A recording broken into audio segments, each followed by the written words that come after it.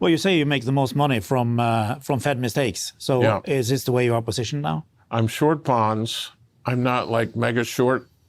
I actually had good timing for once. I shorted them literally the day the Fed cut. And it's been kind of an easy ride. Since then, I should have been much bigger. Now that they moved so much, I'm a little worried about, if anything, being too big. But yeah, no, that's the way I'm positioned.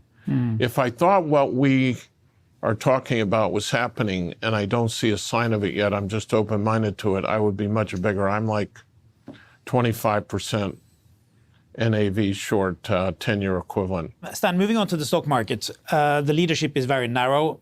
It's led by not so many stocks. Just how do you read this narrow leadership? It's never been great, but the leadership's not as narrow as it was last April. So you're starting to get some broadening out. The financials are doing better.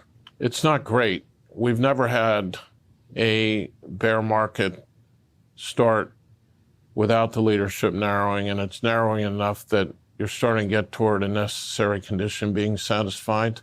But it's early, but it's a yellow light. It's not a red light.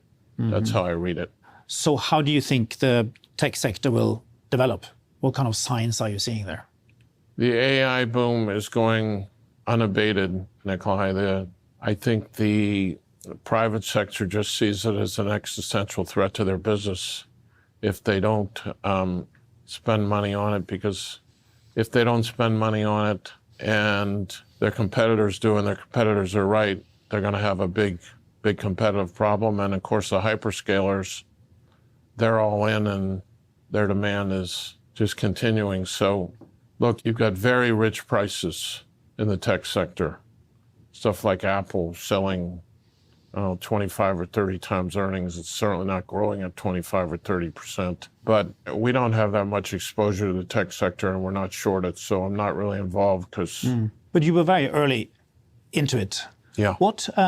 How do you spot these early trends? What is it that you look at? Honestly, I've got young, really good analysts here. Yeah, but a lot of people have a lot of young analysts. Who are on top of things, and they started, we noticed about 3 or 4 years ago that the kids that go to Stanford and MIT, the engineers were shifting from crypto to AI. That was the first sign.